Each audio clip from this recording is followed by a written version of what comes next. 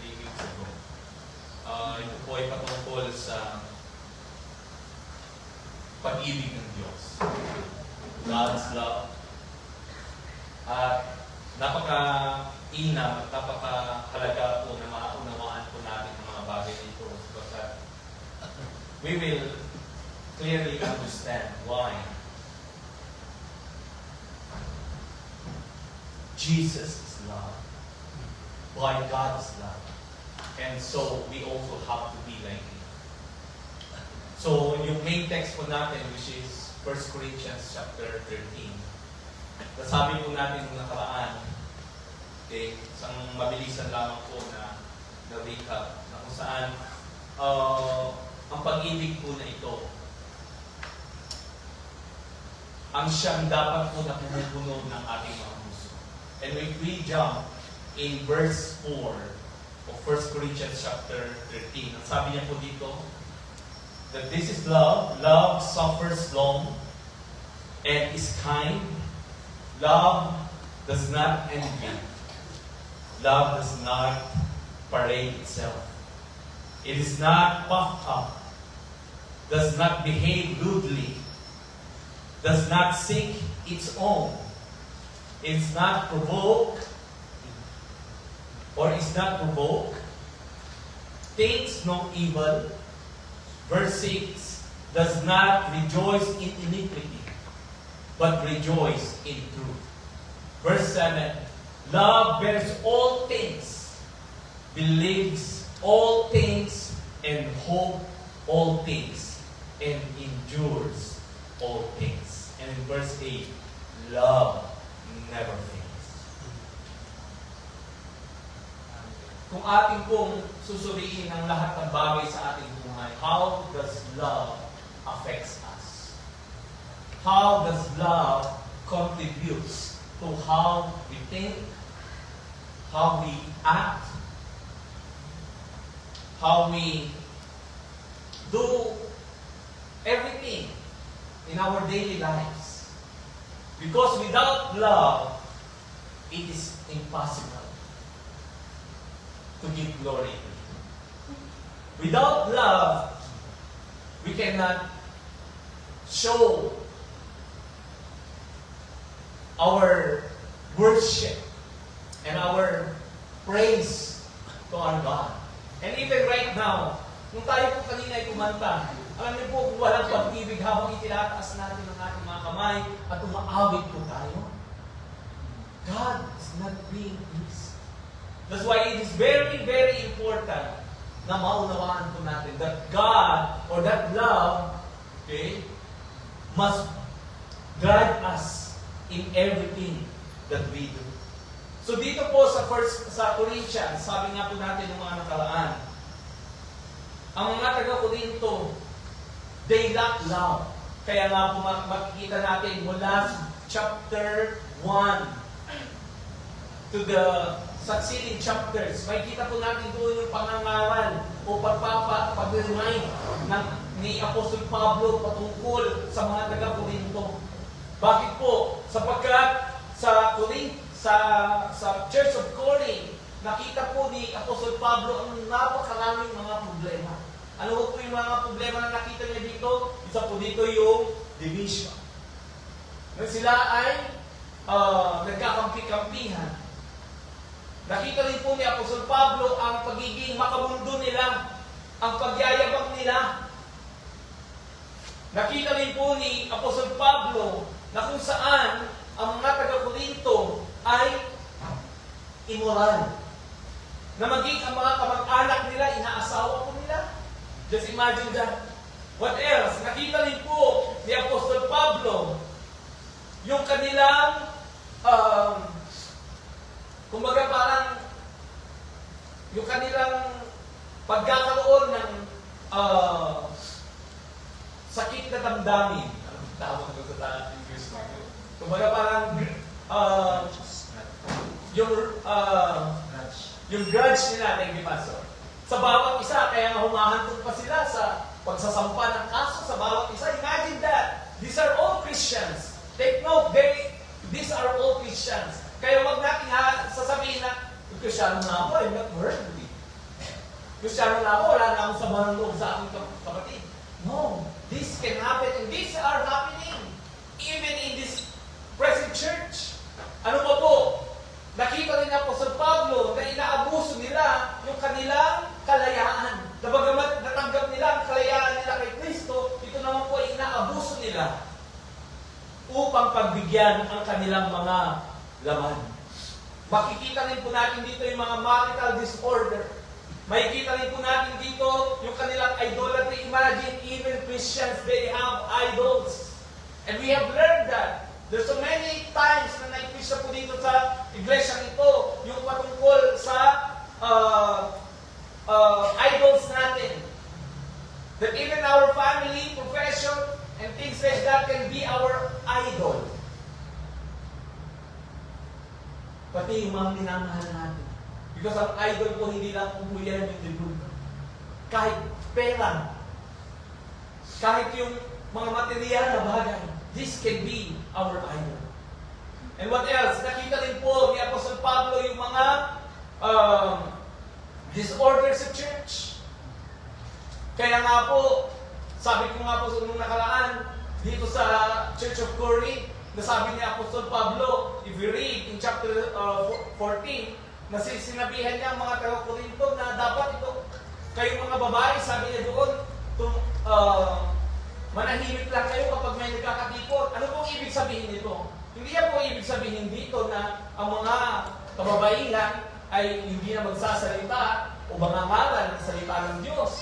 Why? Because if we read chapter 11, okay, makikita po natin dito, and by the way, alam naman po natin that the Church of Corinth, they are chaotic, actually.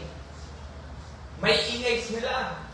Kaya nga po if we look at chapter 11, sabi po sa salita ng Diyos, in verse 5, if I'm not mistaken, even women, they can prophesy. At nagsasalita sila talaga sa harapan o sa maraming mga tao. So ano po ibig sabihin dito? God does not contradict Himself. Hindi pwedeng sabihin mo na, paano sila magsasalita sa harapan? Magpo-prophesy sila doon kung hindi sila magsasalita sa publiko. So this does not talks about yung naririnig natin ng mga salita patungkol sa ang mga kababaihan, hindi pwede silang tumatayo o nangangaral. No, that's not true. Because we have seen that even in the Old Testament, ginamit ng Diyos ang mga kababaihan. Not only mga kababaihan, but even young people. God can use anyone. God can use everyone. Amen. Ano po po, nakita rin po ng Diyos ang kaguluhan o ang hindi maayos na pakikipagsalo nila sa banal na hapunan. So all of these problems ay nakita po ni Apostol Pablo. Kaya nga po, sabi niya, kailangan natin isaayos. Hindi lamang po ang iglesia, kundi ang bawat mananampalataya. At ang sabi niya, kaya kayo nagkakaganto ay dahil kulang kayo ng pag-ibig. Alam niyo po, you can go wherever you want. Or maybe, pwede kayong maging successful, halimbawa po sa pamilya. Or maging maayos ang inyong mga tahanan, financial. But if there's no love, it is always pure. And what I'm referring to this love is not the love that we have. It's the love of God. That love is very important. Kaya nga po, sabi ni Apostol Pablo, itong pag-ibig na ito, it must be a love that has an action. Kumbaga, doon sa language, ang sabi po doon sa verb, sabi doon, verb is an action word or a state of being. Sabi ko. Ang love, kapag wala rin po palang action, it can never be. Hello? it can never be love. You can say you love someone, I love you. Pero kung hindi mo po, hindi po ito magiging, o hindi ito, wala itong kasamang gawa, it is not love at all. Ang sabi po in 1 John chapter 4 verse 8, whosoever does not love, okay, does not know God, because God is love.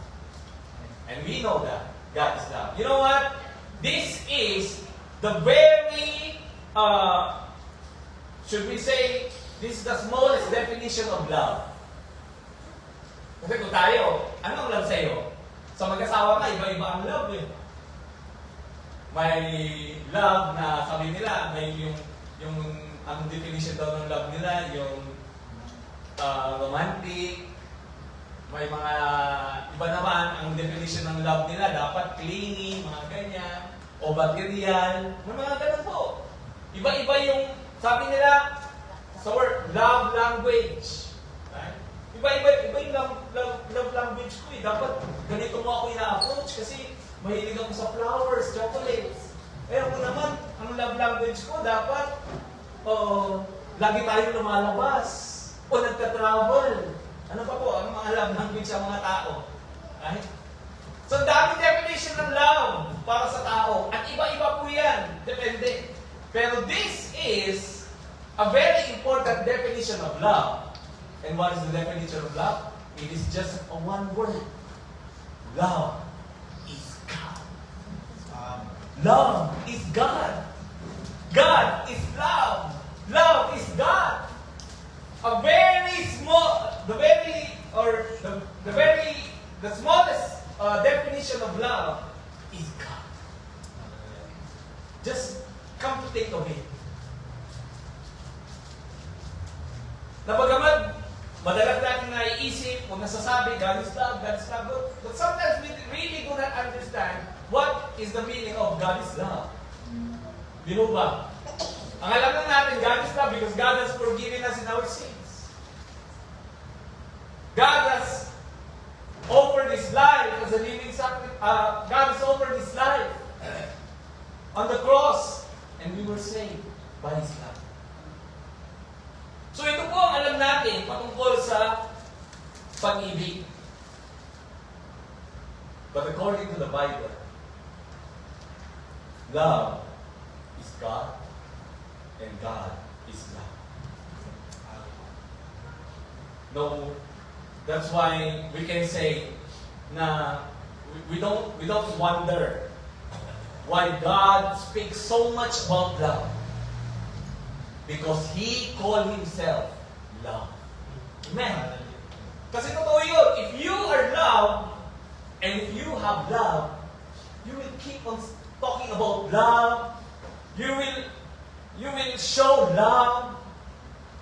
Everything that you do is love because you are love. Amen. Everything that God has done for us, it's all about love. Why? Because God is love. Hindi niya magagawa yun kung hindi siya pag-ibig. At hindi niya gagawin itong lahat ng mga bagay nito kung wala siyang pag-ibig. Amen. At mas lalo pa po natin mas lalo pa po natin naiintindihan ang Diyos. At mas lalo pa rin po natin maranasan ang Diyos kapag tayo din po ay umiibig. Amen. In 1 John chapter 3 verse 16, sabi niya, this is how we know that what love is. How do you know what love is? How do we know what love is? Kayo po. O kung may mga partner kayo dito, how do you know what love is? Kapag binibigyan na, ang sabi natin kanina, kapag binibigay lahat ng gusto mo, pag sinabi niya, punta ka dito, pumunta ka, susunod ka, that's love. Ano pa ho? Kapag ibinibigay na lahat ng sahod niya sa'yo, kung ikaw ay babae, ay, bahala ko ng asawa ko, binibigay na lahat ng sahod niya sa akin. Ano pa ho? Napakarami po natin, sabi ko nga, pwedeng maging description about love. But what does the Bible Okay? How we would know what is love. Sabi dito, this is how we know what love is. 1 John chapter 3 verse 16. Christ, or Jesus Christ, laid down His life for us. And we ought to lay down our lives for our brothers and sisters. Ano po naiintindihan po natin doon? It means it's a sacrifice. You can give yung mga flowers, chocolate, bring them your family abroad or wherever. But if you do not sacrifice, there is no love. Or that is not a genuine love.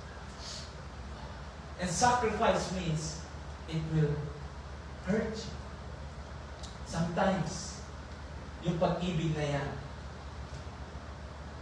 masakit gawin. Just imagine, pag ang tao sa'yo may nagawang masama at napakahirap, napakahirap siyang patawarin. Hindi ba? Pag ikaw ay puno ng pag-ibig, o gusto mong mapuno ng pag-ibig, at pinatawag mo siya sa kabilangan ng kanyang nagawa sa iyo, that is a genuine love. Amen.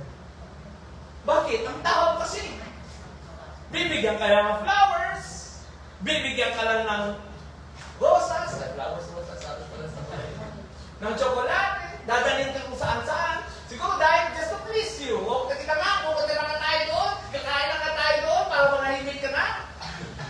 Hello? O sige, bibigay ko na ito yung sahod ko sa'yo, para manahimik ka na, wala nang daldal. Lalo na, lalaki ganyan. O sige nga, kasi yung kalalakihan, di ba? Kadalasan po, ayaw niya ng maraming diskusyon. O sige na nga. Pero, pag ginagawa mo lang yan because you are forced to do it, that's not enough. Hello? Naintindihan po natin. Si Kristo, binigay niya ang kanyang buhay. Hindi lang para sa ilan, kung hindi para sa mga.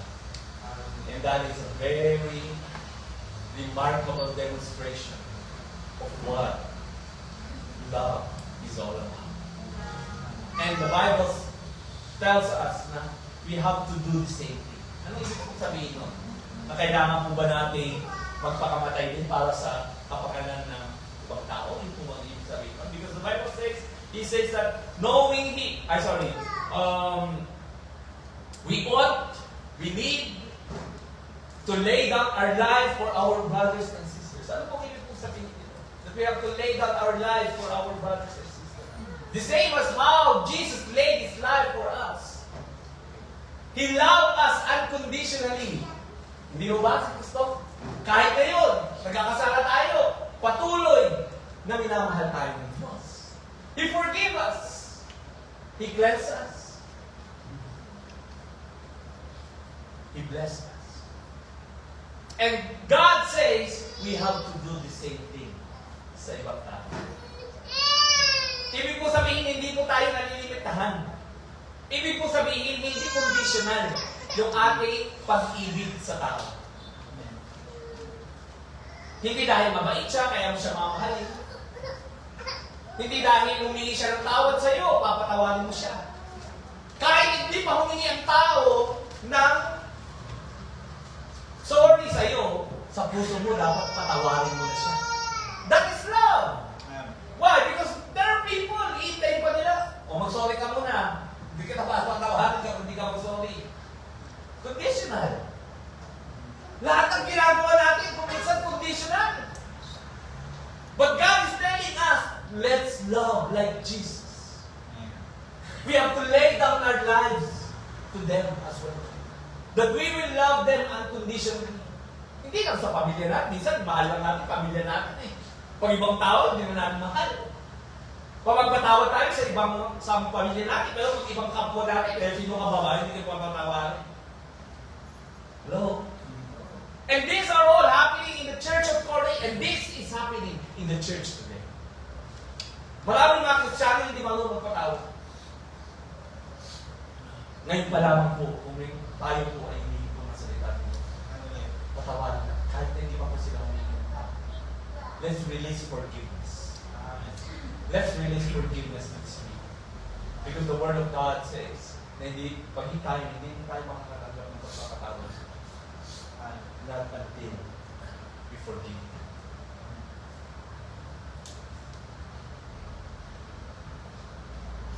So we know love because God is love, and love took action. Hindi lamang po siya, alam niyo yung sinasabi ng Panginoon na okay, God is love, read it. Pero mayroong ginawa ang Diyos para ipakita o i-display ang tunay na pag-ibig.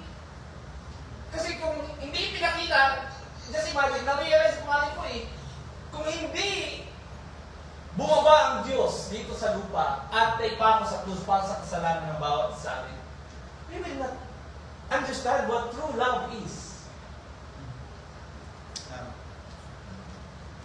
Hindi, siguro mababasa natin, yan, that is love. Ito yung love natin. Kaya na tayo, tignan na lang natin. Yung love natin, pabago-bago. Kasi ganito ang definition natin ng love. Sa susunod, iba na naman. But God is very constant. And this love that God has displayed, okay, did not sit in heaven, but it came down to show us what true love is. Amen. Jesus Christ entered our world, became a man, died on the cross, and rose again. And thank God for His love. At yun po ay naranasan ng bawat isa sa atin. Let's open our Bibles in Romans chapter 5 verse 8. Sabi niya po dito, but God showed His love for us in that while we were still sinners, Christ died for us. Hindi niya tayo minahal dahil tayo kaibig-ibig. Hindi niya tayo minahal dahil sumusunod tayo sa Kanya. Hindi niya tayo minahal dahil tayo ay mabubuting tao. But even during our darkest life, He loved us. Hello? And we will never know God's love without Christ being crucified on the cross. And it's so amazing to always be reminded of this love. Because this love has the power to change our life. Has the power to change situations in life. The same love is what we need. The same love is what we need. Because God is love, and because God's love is always known by His action. Kasi nasabi natin ang pag-ibig po, kalaki po niyan ay ang gawa. We know that love is nothing if it's not an action. At paano natin mapapatunayan? Bagamat, sabi ko nga, maraming beses na po natin itong narinig. Makikita natin in the entire Bible that God has showed us His love, not only on the cross, that's one. Subalit napakarami kong bagay. Paano po natin makikita ang pag-ibig po ng Panginoon? That God has given us and formed the heavens and the earth. He made all things beautiful. Hello? But take note, because of the lack of love of man, sinira natin ang mundo. Hindi ba? What else? God showed His love by demonstrating or showing us a loving relationship. Mismo ang ating Panginoon, ipinagkaloob niya po sa atin ang isang relasyon na puno-puno ng pag-ibig. Amen? Amen. Nilikha niya tayo upang magkaroon din po ng ganitong klaseng pag-ibig, hindi lamang po sa Diyos, maging sa tao. But because of the lack of love, we lost our relationship with God and with man. Think about it. Paano nasisira ang relasyon natin sa Diyos at sa tao? It's because of the lack of love. Minsan, o madalas, ito nga ang ginagamit ng away para wasakin ang mga ugnayan o relasyon ng mga pamilya. Hello? And it is because of the lack of love. Ano pa ho? God has shown His love by revealing Himself, okay, and His goodness to us. Paano mo nalaman na ang buti-buti ng Diyos? It's because of His love. O nakita natin ang pag-ibig ng Diyos dahil sa Kanyang kabutihan sa atin. Napaulit-ulit na tayo hindi lamang po patungkol sa pagpapatawad sa ating mga kasalanan, sa Kanyang pag-ibig, kundi maging sa Kanyang kasapatan sa atin sa araw-araw. Hindi ho ba? But because of the lack of love, ano po nangyayari? Minsan, we are being blinded. We do not recognize the goodness of God. Kaya ang tao, ganang ganito. Hindi sila nakukontento. Uncontentment because is the result of ungratefulness. And ungratefulness means you do not have the love for those people who give you that. Minsan hindi tayo grateful sa Diyos. Kaya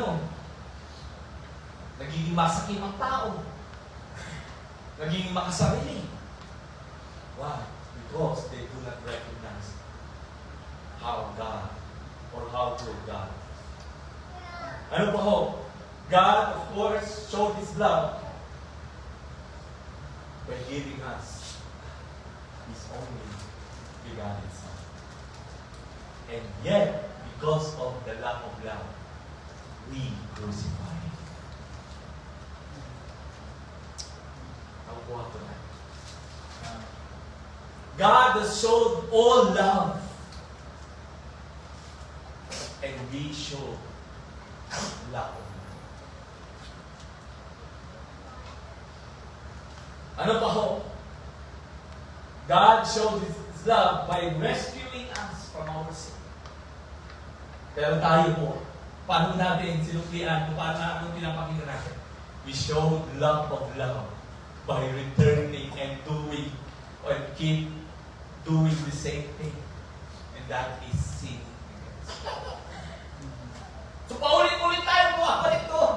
God is drawing us here. But we want to go back doon sa ating kadiliman.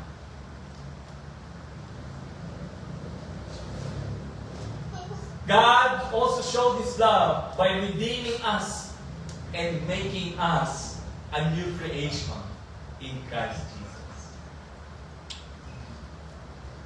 But because of the lack of love, we live in our old sinful life or old Adamic life. Nabagaman tayo na ay binago na ng Diyos. We should live in the newness of the life in Christ Jesus. And yet we want to go back to that old Adamic life. Na sinungaling, mapagbatas, magkasarili, mahalay, name it all. We want to go back to that old life. And God has made us already a new creature. God also showed His love by giving us His purpose.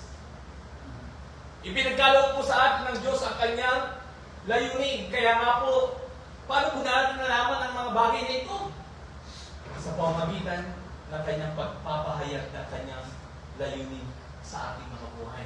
Na kung saan hindi lamang po tayo nabuhay sa mundong ito, para magpakasasa sa mga bagay sa mundong ito. That's not even things that will draw us to God. Because the loving this world is the enemy of God. Pero kung minsan, nakakalimutan natin mga bagay nito. So God has given us His purpose. Pero ano pong ginagawa natin? We ignore it. We ignore the purpose of God. Instead, we go to our own direction in our ways in life. Kaya tingnan po natin ngayon, pagtatanungin natin ang bawat isa, ano ang pangarap mo? Iilan lang magsasabi na pangarap ko na mabago. Pangarap ko na maging malapit pa kay Kristo. Most of the people will say, gusto ko makapunta dito, makamit ito, magamit yan. Only little people, few people I should say, that they will tell you that they desire to be more like Christ Jesus. Napakabuti ng Panginoon.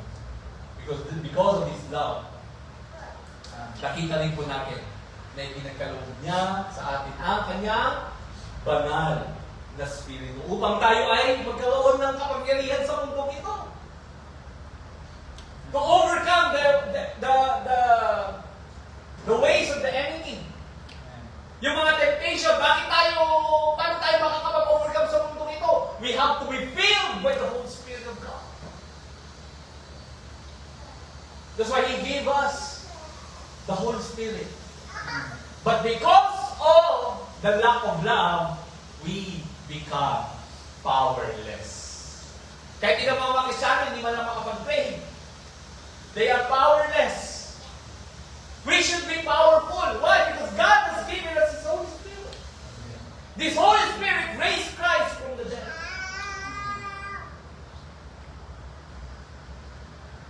At yun yung kailangan po ng bawat isa. And God showed His love by keeping His promises to us. Amen. Ano po yung mga pangako ng Diyos sa inyo na hindi po natupad? Siyempre, may mga bagay pa na hindi pa kasi in the future. Pero, meron na po ba yung nag-end na yung promise ng Diyos sa inyo? Na you have seen the end of it, na wala na ang pag-asa, hindi na tutupunin ng Panginoon. You know what? His promises are sure. Ang pangako ng Diyos ay mapapanaligan. But because of the lack of love, we don't see all of these good promises of the Lord in our life. But thank goodness, because God will still make all things new. And sooner than later, God will dwell among us forever because of His love. And that is our blessed hope. Na ang Diyos ay makakapiling ng bawat isa sa atin. And He will make it happen to those who have become like love through Jesus was. Ito po ay pagkakaroon ng Diyos sa kanila na magiging katulad niya na gaya ng pag-ibig. Kaya ngayon pa lamang po, maging pag-ibig na po tayo. If there are people na unlovable, show them some love. Show them some love. Amen. Kailangan kung ito yung ipakita natin. Bakit? Kasi ito yung pinaka-recognize ng tao. Especially mga hindi kumikilala sa Diyos. Ang pag-ibig. Kahit magsalita ka ng salita sa kanila patungkol sa salita ng Diyos, if they do not see love in you, do you think they will listen to you? They will believe in you? Hindi. Bakit? Di ba naman nakikita namin sa'yo, nagbubura ka naman. nagiinom ka naman. Iba naman ginagawa mo, sinungaling ka naman. Tapos sasabihin mo, salita ng Diyos. Pero kung makita nyo naman po yung mga tao na po, hindi naman mahatulan. Hindi po yan ang gusto ng Diyos. So baka sabihin, ganun yung mga mata po. Hinahatulan mo naman yung mga kapwa mo. Na nakikita natin yung kanilang mga kahinaan. You still have to show love. And that will change the world. The world needs love. The world needs love. And they need Jesus. Because God is love. Love is God. Hallelujah. Now, because of who God is, we now understand that love is nothing if it is not an action. Because God Himself showed love through an action. Amen.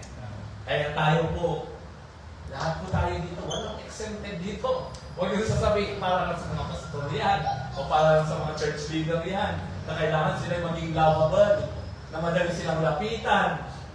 Kasi ang tingin nila sa mga pastor, ay mabait yan.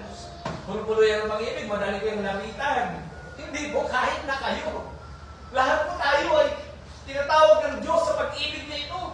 Amen. So in this love chapter, the book of 1 Corinthians, chapter 13, Paul gives us an illustration that make this one point. Ano po yung pinupunto ni Apostol Pablo? Pagkabasa natin ng 1 Corinthians chapter 13, that this love, we have to talk about it, or we have to talk it through, and keep it moving. Hindi mo lang siya sinasabi, love, magmahal na tayo. You have to do it, show it. Hello? Kailangan ganun po ang dapat natin gawin. Let's go back in 1 Corinthians chapter 13, verse 1 to 3. Ang sabi niya po dito, though I speak with tongues of men and of angels. Imagine sa Apostle Pablo to. But have not love, I have become sounding brass of a clanging cymbal. And though I have the gift of prophecy and understand all mystery and all knowledge, kaya hindi tayo pwedeng magmalaki. Diba? Sa Apostle Pablo, puno-puno ng karunungan. And though I have all faith, even faith, mamaya po, babalikan ko po yan, so that I could remove mountains, but have not love, I am nothing. So imagine, ang dami sinasabi ng Apostle Pablo, ito. Sige, sabihin mo sa akin, where is your love? Yun lang sasabihin niya sa atin. Kaya kapag humarap tayo kay Kristo, tatanong niya tayo, nasaan ang pag-ibig mo? Saan mo ito yung pinakita? Hello? Sa church, lalami-alamiya ka. Wala kang lakas. Asan ang pag-ibig mo? Sarap kang Panginoon. Pag masakit ang pakiramdam mo, hindi ka naladan ng church. Masakit kasi yung paa mo. May sasakyan ka naman. Ganun siguro, no? Hindi ko lang alam po, nag-iisip lang ako, may mga possibility. Kasi God will show us everything. But the only important question that God will keep on will ask on that day, where is your love? Verse 3, and though I bestow all my goodness, or bestow all my goods, and feed the poor. Yung iba, ganito ang ginagawa. And though I have give my body to be burned, but I have not love, it profits me nothing. So ganito sa mundo. Para makita nila na kung kulang ka ng pag-ibig, magbibigay sila sa charity. Sabi niya pa nga dito, sabi niya Apostol Pablo, kahit sunugin ko yung katawan ko, i-offer ko yung sarili mo. But if I don't have love, I profit nothing. We profit nothing if everything that we do ay walang pag-ibig.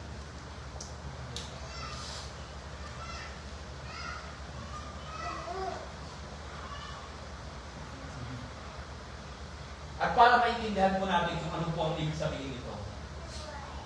Alam niyo po ang church or the Corinth. This is a place kasi. Alam niyo po pala sa Corinth, it is actually a commercial hub. Kumbaga parang sa isang lugar, parang ito yung sentro. Parang ganun. Dito po maraming kumbaga ito yung pinakamarangya. Ito po, kasi ang Corinth po is actually a strategic place. A very famous city. And it is wealthy. Kumbaga parang, siguro, kung masasabi natin, parang LA, mga siguro. O kaya New York, para pasara. Oo, New York. Mga ganon. Kumbaga, kasi sa Amerika, hindi rin naman po lahat ng mga lugar. Talagang kuwan. Ito, New York. Tama po. May kita mo dito yung pagiging maramihan nila. So, in the city of Corinth, alam niyo po, dahil mayaman sila. Ito po, dindinig mo natin. In the city of Corinth, work matters. Ulitin ko. In the city of Corinth, work matters. Okay? Corinth was known as a place filled with wealth and opportunity. Kaya mga tao doon talagang, sige, when people went to Corinth, they went to find opportunity and to get rich. Because they are very progressive. Ang mga tao pupunta sa mga lugar na ito, pupunta ka ba doon para magtambay? Hindi. Pwede siguro pupunta ka doon, mamamasyal, pero dahil mayaman ka na. Pero yung mga tao nandoon mismo, talagang kumbaga, hustler yung mga yan. Kung sa term natin ngayon, talagang lahat ay gagawin nila para kumita because this is a place where there's a lot of opportunity. Amen? So in a place like that, okay, in a place like that, let me ask you this question. Isang lugar na napakalangya, puno-puno ng oportunidad, and in a place like that, paano mo i-measure ang kahalagahan mo? Para masabi mo na ikaw ay mahalaga, pag pumunta ka doon sa lugar na iyon, how are you going to measure your worth? O yung kahalagahan mo? Because in this place, it is measured by merit. By merit. Magiging mahalaga ka sa lugar na iyon, okay, by merit. And that merit means it is dog eats dog world. Ano pong ibig sabihin ng dog eats dog world? Kasi ito po ay isang figurative. Hindi naman po ibig sabihin nun. Ang ibig po sabihin ng dog eats dog world is that the world is very competitive.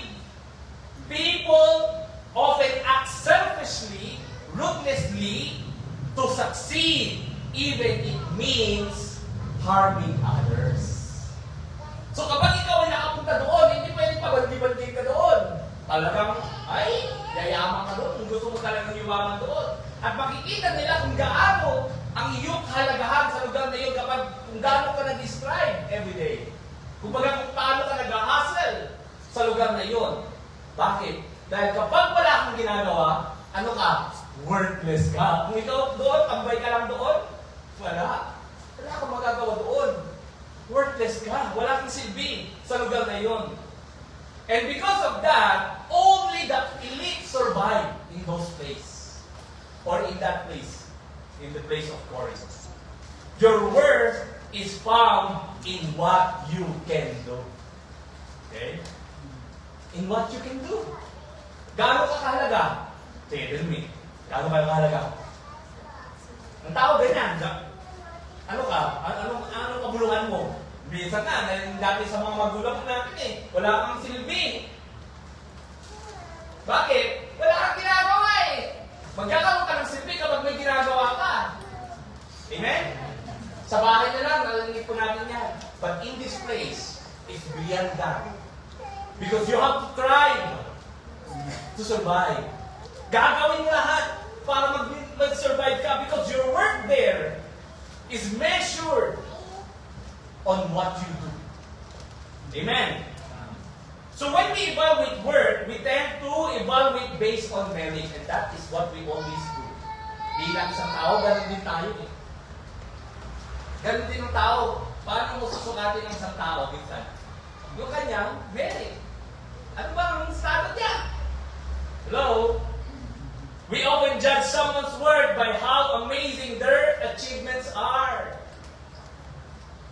Kung kasabahin mo to, kasi pas ng tao niya. Yun ang work, yun ang inanap ng tao. Ay, wag yun, Kristyano lang din na ako, laging nasa church yun, pray ng pray. Wag yun, wala akong kakainin doon. Baka magutom kayo. Baka puro kayo na lang fasting, sabihin na. Nakakatawa pero it happens. We measure the worth of a person based on what they do. Their achievements, their success, ilang trophy ang napanalunan mo? Ilang medalya na ang nasuot mo? Saan lugar ka na nakapunta? Nakakain ka na ba sa ganito? Ilan na ba ang kotse mo? Ilan na ba ang bahay mo? Ilan na ba ang pera mo sa bangko? Lahat po yan is how people measure the worth of a person. Minsan ganito tayo. And it happens. Alam niyo po, I just remember, meron po akong dalawa, significantly dalawang kaklase nung ako'y nag-aaral pa. Very successful na sila. Ngayon. May pangalan na sila. Grabe, sabi ko nga, wow, I'm so happy with these people. Pero, I do not, I don't envy them. Okay? I'm so happy with them. Kasi, syempre, talaga pinagtrabahukan naman po nila. Wala naman pong masama. Don't get me wrong ha, baka mamaya, paano yan? Dami ko ng sasakyan. Baka mamaya. Hindi naman po masama. God bless you. And God bless us many times in our life. Pero kung gusto ko lang maintindihan ko natin, na sa mundong ito po ang pamantayan. Amen. Ang pamantayan ng tao, kung saan magkakaroon ka lang ng halaga base sa mga bagay na nabanggit ko. Amen. So merit-based, that tends to be our measuring stick for what matters. Okay? Yan yung kumbaga parang may panukat ka, o ilan na bang pan mo sa, ilan ba yung digits sa pagkabuo?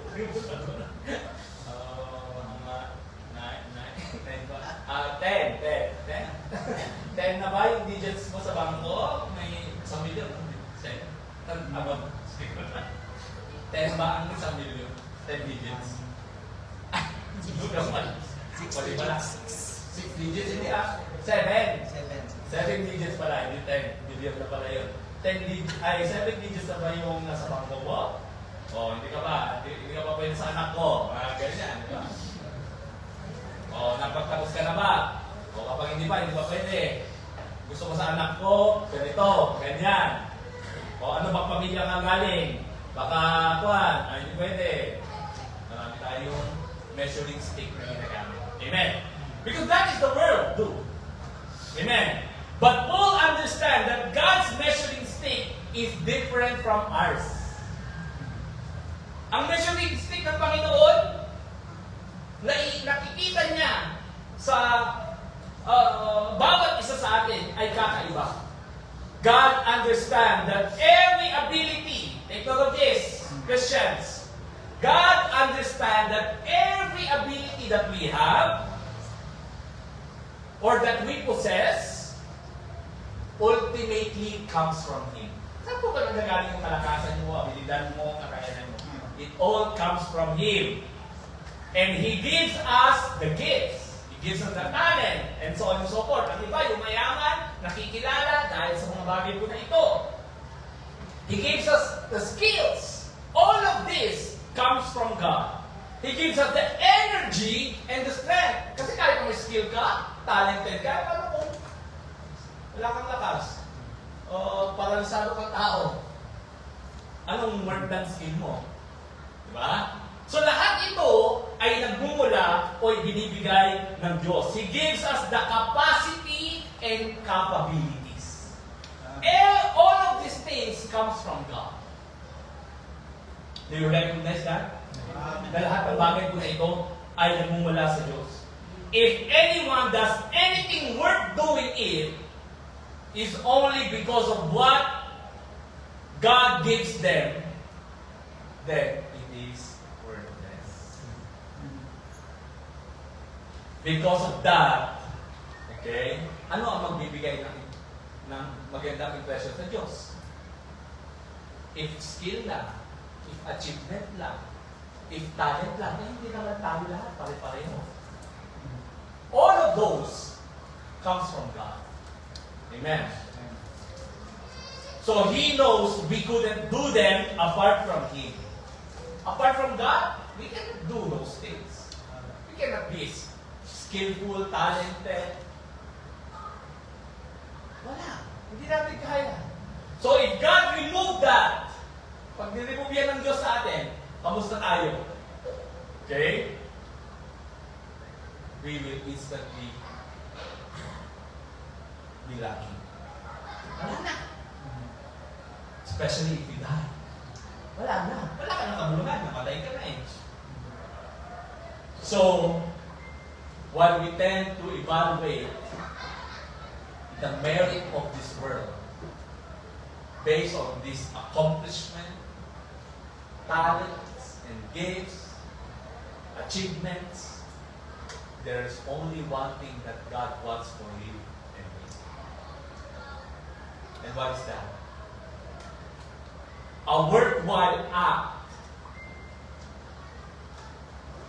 must be done in love. That everything that we should do should begin with love and will end with love. And this is what God wants. This is the measurement or measuring stick of love. Where is the love in what you do? Where is your love in what you do? Where is your love in what you have? Is your love or your heart is in those things? You answer. This is a rhetorical question. Ang tao, madalas na ibabaling natin yung ating puso sa mga bagay ko. So if love is God's measuring stick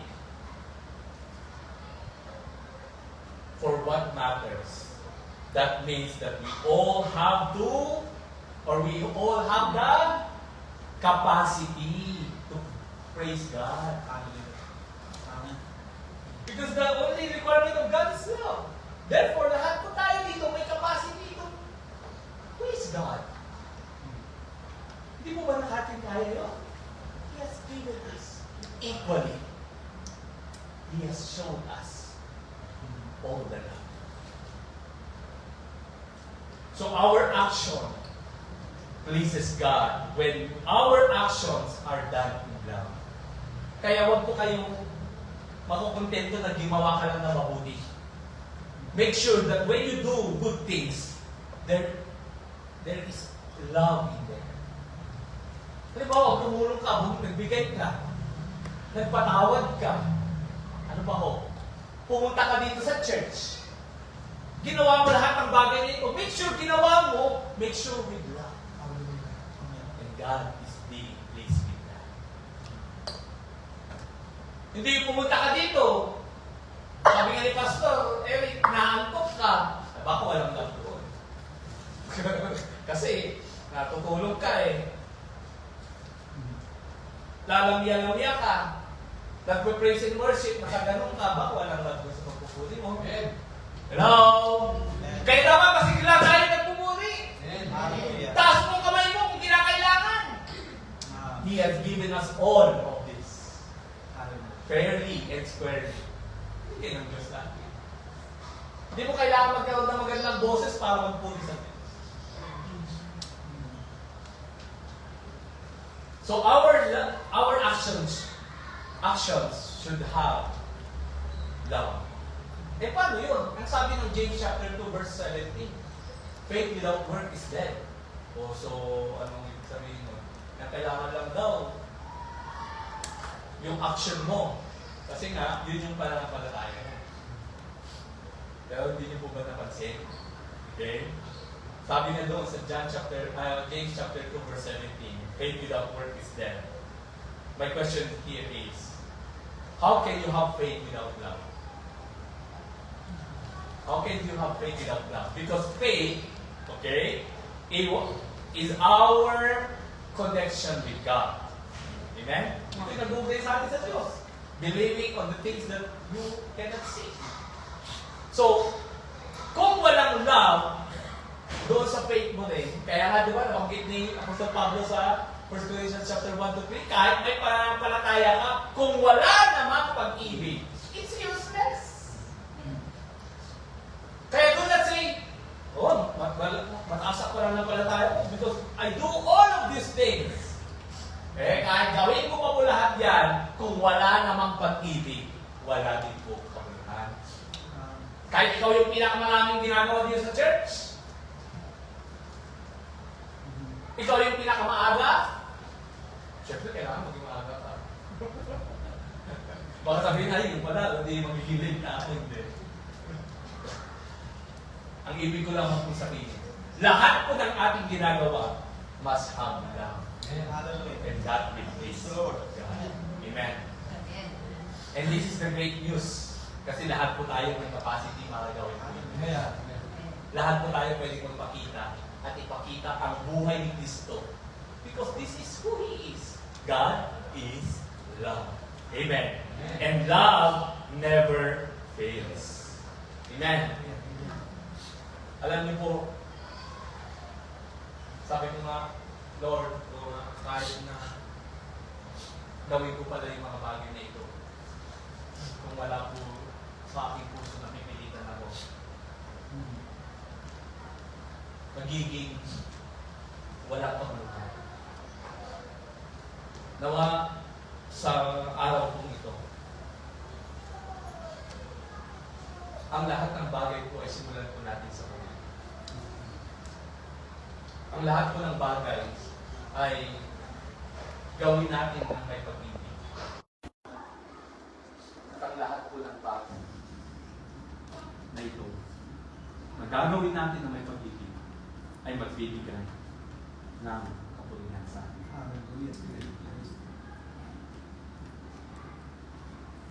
Tayo po lahat ay tumayo.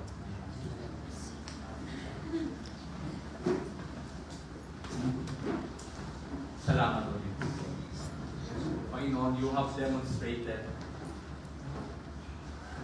the perfect love or the perfect example of love. Alam po namin, Panginoon, kung minsan we kung minsan, O Diyos, we justify, kung minsan, Panginoon,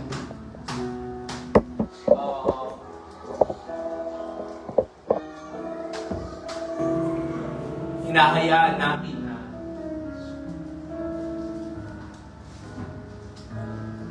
yung mga nakikita lamang ng aming mga mata ang siyang binibigyan namin ng kahalagahan. Ang mga ginagawa namin, Panginoon, sa bawat araw, na minsan akala namin ito ay sapat na dahil kami ay naging mabuti. Na kami, Panginoon, ay gumawa ng mga bagay na ito. But little did we know, God, that apart from love, it is nothing. It is nothing. And God has given us a very amazing example of love. That you died on the cross. That you have loved us when we are yet in sin. Panginoon, that love is so amazing. Yes. It captivated It captivates our soul, our being, upang ito rin po ay ipakita namin sa mundo ito, sa mga tao na nasa ating mga paligid. Ang pag-ibig mo, O Diyos, ay napakas, makapangyarihan. It can change us. And if we think this way, alam namin, Panginoon, our life will be changed. Kung ganito lamang din, Panginoon, ang aming pag-iisip, alam namin, Lord, magiging mababago how we do things, how we deal with people, how we love. Because our love before, O God, is so compromisable, so limited. Our love before, O God, is based on merits, based on what they do to us. But your example, Lord, is everlasting. Your love, O God, is beyond measure. At ito, Panginoon, ang gusto mo na maranasan namin sa umaga. Panginoon, punuin mo po kami ng pag-ibig. Yes, God. Fill us, Lord, with your love. Fill us, Lord, with your love. Let the love of God flow in your heart right now. Receive the love of God. Receive the love of Jesus. Because Jesus is love. Thank you, God. Thank you, God. You are so amazing. You are so amazing. You are so amazing, God. At hayaan mo po, Panginoon, ang puso namin ay mas araw-araw pa naman puno ng pag-ibig na mahalin ka namin, mahalin namin ang mga tao na higit pa, O Diyos, Yes. that we will not look, O God, in the merits Yes, O Lord. on what they do, Yes, God. on what they have, Opo, Diyos. but we will love them Yes, as you love us. Amen. Lord, thank you for love us. Lord, hindi namin kaya sabihin ang pag-ibig. Opo, Diyos. It is so powerful. Yes, yes. At sa araw-araw, Panginoon, ang pag-ibig mo ito, pinatanggal namin na magpuno ng aming Yes, dear Lord. Because without love, God, without love, Lord, walang silbi ang lahat ng mga bagay sa inyo. Yes, Walang silbi. yes, God. Let the love of God, Lord, dictate what we do. Every day. Amen, amen. Thank you, Jesus. Thank you, God. Yes, O God. Thank you.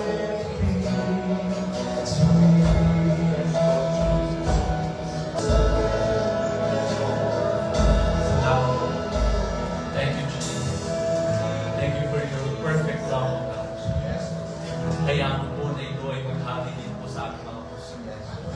Mapuno kami. Lumakad kami at mabuhay kami sa mundong ito nang may pag-ibig na nagmumula sa iyo. yes. Lord, we need your love every day. Because there's so much thing in this world, Lord, na kung saan nasusubok ang aming mga puso. But we know, Lord, that with the love that you have, Yes. ito, Panginoon, ang siyang aabaw sa amin. Ang kikilos upang mapagtagumpayan namin ang kadiliman ng kasalanan, ang mundong ito. Yes, O Lord Jesus.